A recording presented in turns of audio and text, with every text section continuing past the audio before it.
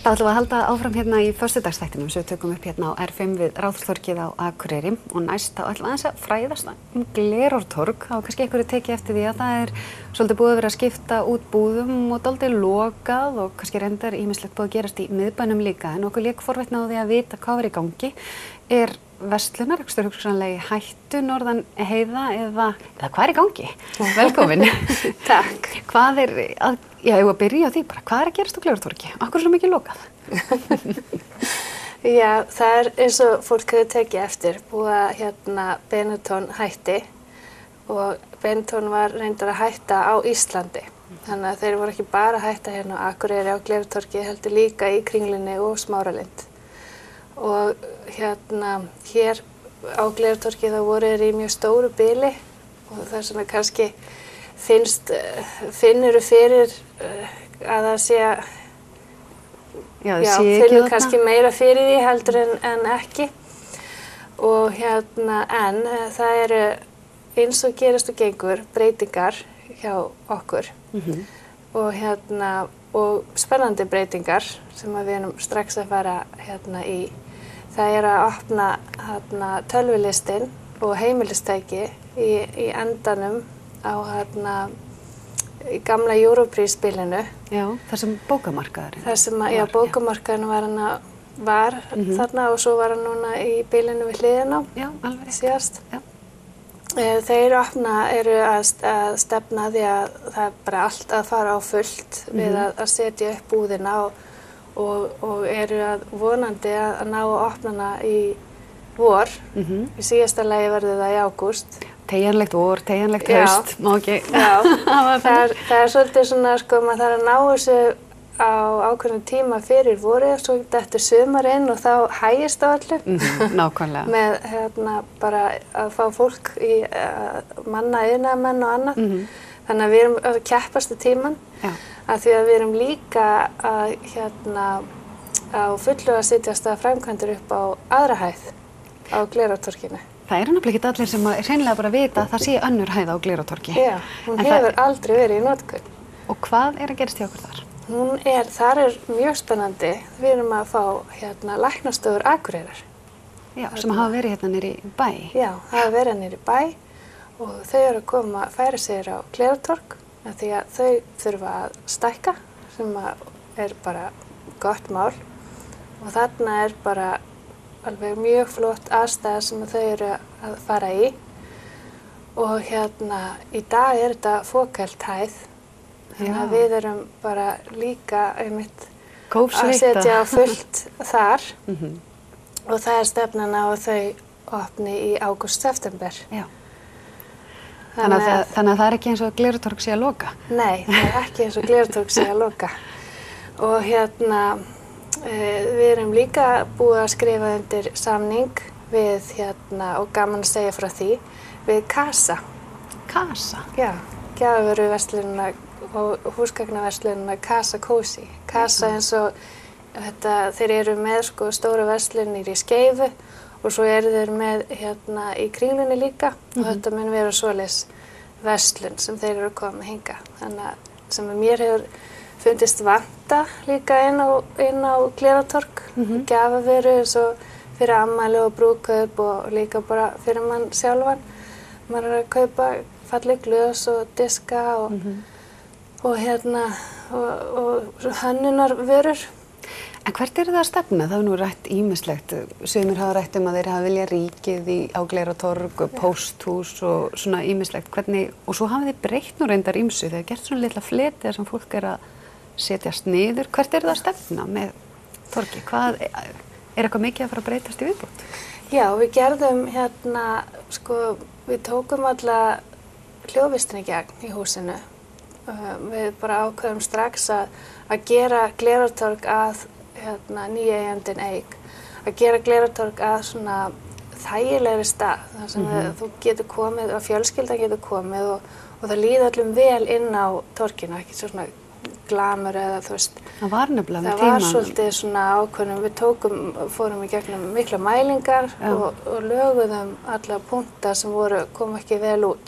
Þannig að þetta er ekki lengur svona hausverkjagildra? Nei, það er búið að taka alla hljóðvist í gegn í húsinu Og svo settum við setstofur sem þannig að þú getur tiltið niður og ef annar aðilinn vill kíkja í búð þá getur hinn sest niður og það líka dót þarna fyrir börnin til að leika og það aftur að koma meira af því fyrir börnin inn á Glerártorg, þannig að þetta sé svona fyrir líka, þú veist, fjölskylduna. Já. Og en nákvæmlega hver staðsetningin á Barnalandi er svolítið svona hreyfanlega því að við erum svo mikið búin að vera að máta og breyta fyrir búðir inni og rekstraraðila. Þannig að það ennþá ekki alveg komin endaleg staðsetningin á því en það hefur alltaf verið takmark og ætlun eiganda að vilja gera þetta vistvænt og fyrir fjölskylduna. En svona að lokum, hvað með bara almennt verslun á Íslandi og þá kannski ekki síður hérna á landsbyggðinni? Náttúrulega mikið talað samkeppni við neti, þá fólk sé að kaupa mikið erlendis, hvað sem það heitir AliExpress eða eitthvað annað og fólk fari náttúrulega líka suður og svo náttúrulega bara erlendis að versla. Hvernig upplifir þú þróun að svona vera þarna megin borðsins að fylgjast til dæmis með Glerártorgi? Hvernig sérðu framtíðina fyrir þér? Hvert finnst þér þetta vera að þróast? Mér finnst ég held að fólk á alltaf eftir að netið alltaf aukast og fólk að nýta sér netið. En fólk hefur líka alltaf gaman að því að fara í búð og koma við vöruna og fá að máta og fá persónulega þjónustu sem þú færð ekki á netinu. Og þannig ég held að það alltaf eftir að vera til staðar búðir. Og svo held ég að búðir eiga líka eftir eins og bara maður að sjá þar margar gera, þær eru líka með netverslun. Já. Þannig að þetta held ég eftir að fylgjast meira það eftir að vera svona frontur, þannig að þú getur alltaf komið og getur skoðað vöruna og máta og fengið tilfinninguna og svo persónulegu þjónustu. Og svo getur þú líka fengið panta og fengið sent heim. Þannig að þú óttast ekkert framtíð bara verslunar og þjónustu á Íslandi eða á landsbyggðinni? Nei, ég held að það mér finnst Glerártorg líka vera ákveðin félagsmiðstöð og þess vegna til dæmis settum við upp setsvæðin og annað því þú vilt líka koma og geta verið, þú veist, hitt annað fólk og séð aðra og farið og kíkt í búðir og farið og fengið gott að borða eða gott kaffi með vinkonum eða eins og við höfum verið að reyna að gera, vera með miðnæturopnir og svona eitthvað svona öðruvísi sem að við komum svona góð dúndur tilboð og fólk upplifir það öðruvísi að fara að versla klukkan 11 kvöldið heldur en á venjulegum tíma og þá líka kannski getur þú farið með vinkonum eða mæðgurnar saman eða eitthvað svona sem að maður kannski getur ekki alveg gert vanalega þegar þetta daglega amstur og að vakna og fara í vinnuna og allt sem þú veist, það fylgir svo bara þreyttur og vill þá fara heim. En þannig kemur eitthvað svona öðruvísi moment og konukvöld og þetta svona ákveðið, þú veist, þarna komum við saman og þarna hittumst við og maðurinn minn Akureyringur og hann einmitt alltaf þegar við komum hingað og hann kemur inn á Glerártorg, þá hittar hann alltaf gamla skólafélaga eða eitthvað og þetta bara svona svo ákveðin félagsmiðstöð hér að vissu leyti og þess vegna held ég að það verði að vera til staðar en ef ég get ekki ímyndað mér ef það væri ekki, það myndi vanta eitthvað. Nákvæmlega og vinna kannski ágætlega saman bæði verslun á Glerártorgi og miðbænum, þetta nú svo stutt á milli. Já, einmitt og það sem við höfum mikinn áhuga á að gera og sögðum alltaf strax upp að frá því að ég byrjaði að við viljum vinna með bænum, við erum til dæmis viljum vinna með skíðasvæðinu, við erum svona tengja okkur saman og við séum að vinna meira svona sem ein heild í staðan fyrir að vera öll í einhverju skotgrafa hernaði. Já, í sikkur áttinni. Hvað við erum miklu sterkari að vinna saman og gera þetta sterkum bæ sem að ekki bara fyrir þá sem búa hérna á Akureyri heldur líka allstaðar í kring geta sótt og fengið góða þjónustu. Nákvæmlega. Gaman að hitta þig og gaman að fá þessi svör. Ég alveg viss að fólk hafi áhugað því að fólk hugsa örugglega sitt þegar sér allt lokað, það kannski ekki alveg það sem að gerast. Nei, það fullt að gerast. Góðum hlutum. Kæra þakkir fyrir komuna og með þessu þá erum við að ljúka föstudagsþættinum í dag og við ætlum að enda á fögrum tónum með sigurvegara söngkeppni framhaldsskólana á Norður- og Austurlandi og það var Vafema sem var sigur úr býtum. Góða helgi.